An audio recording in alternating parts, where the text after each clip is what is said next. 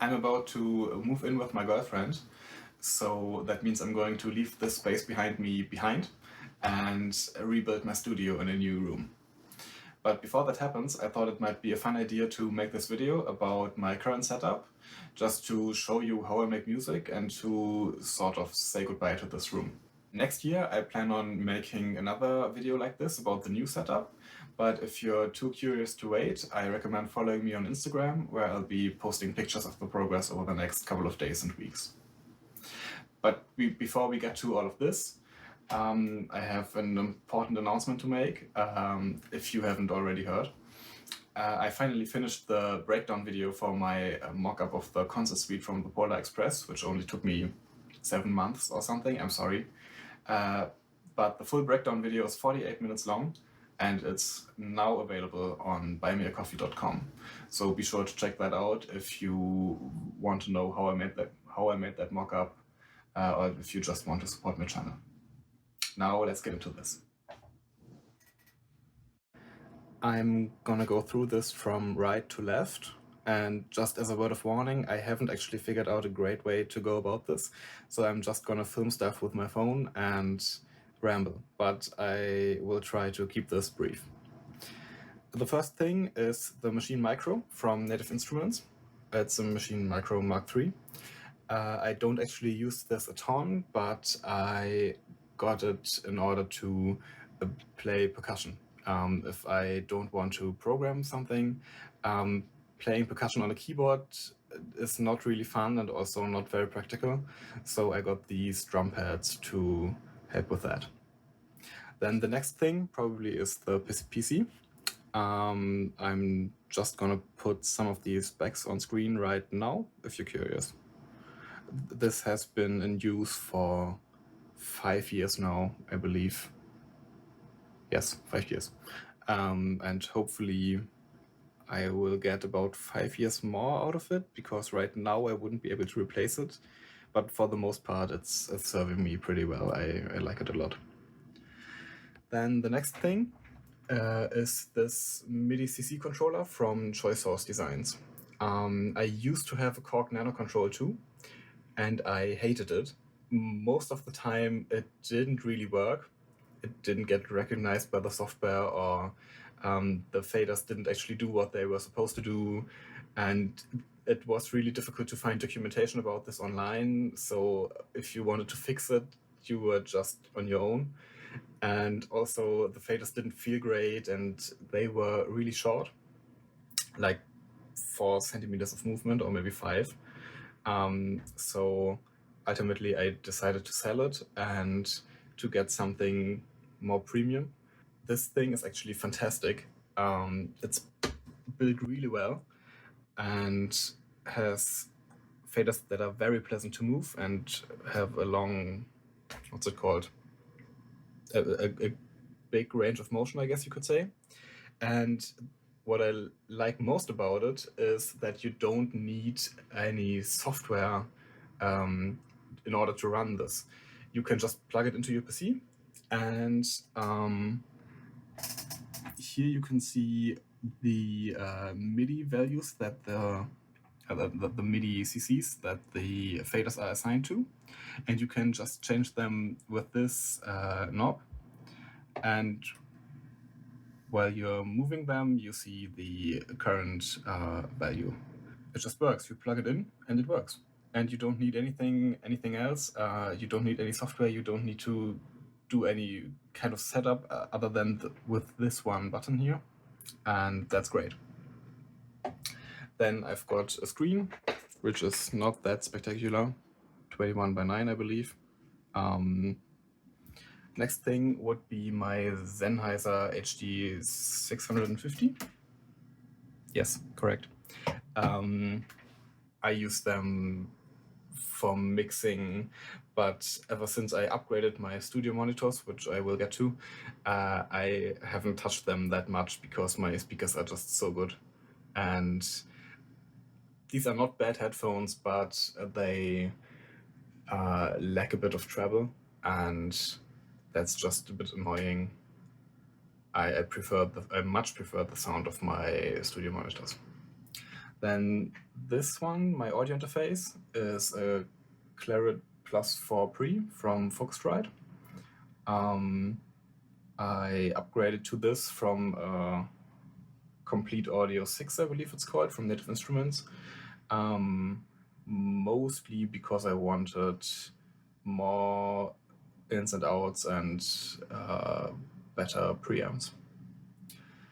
Then below that screen, you see some of the worst cable management that I've ever seen, at least. I'm not proud of it. This is hopefully going to get better in the next room. We have some storage for backup and an active USB hub because I ran out of USB ports a long time ago. And then the next thing would be my 2 guitar pedals that I don't actually use for guitars because I don't play the guitar. I use them with my synthesizer, which is coming up shortly. This is a Big Sky MX from Strymon and Generation Loss Mark II from Chase Bliss. So if you don't know them, this one is a reverb, and this one does a tape emulation. Is emulation the right word? It makes stuff sound old and worn out, which can be very ugly if you overdo it, but very charming if you dial it in to the right point. And back there you can see the power supply for these pedals. Okay, the next one is a studio monitor, one of 2, obviously. This is KH120 Mark II from Neumann. And I also have KH750 GSP, also from Neumann.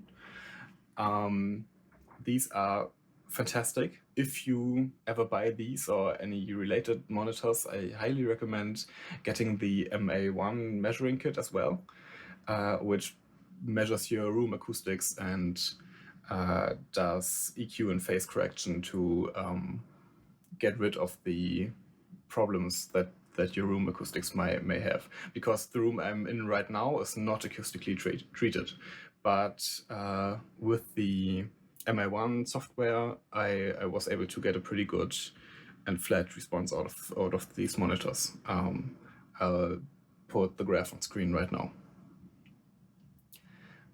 Then I've got another screen and a webcam because I don't have great camera equipment and I don't want to invest in great camera equipment because I feel really uncomfortable in front of the camera, in case you couldn't tell.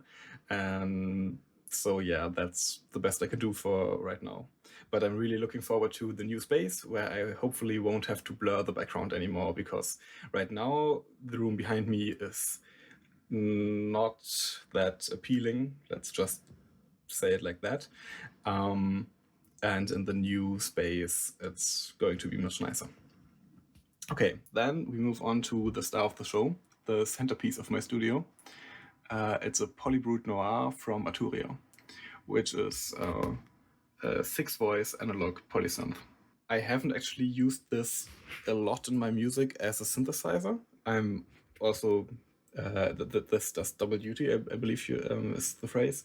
I'm using this as my main keyboard as well.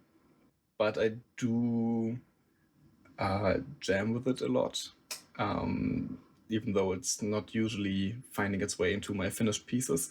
But I think we should have a brief intermission, and I'm going to show you my favorite patch from the Polybrute, going through the Big Sky for reverb.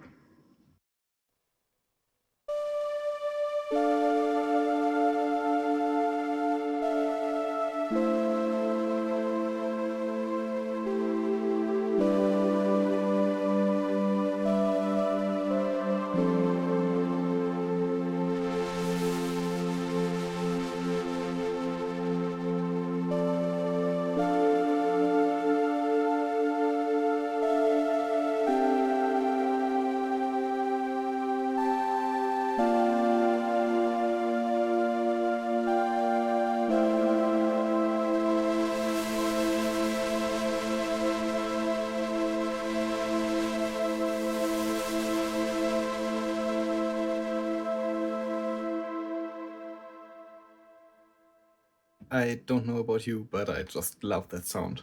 It's a preset that I made based on one of the factory presets of the Polybrute. I call this preset Sky Keys, and I can just play it for hours.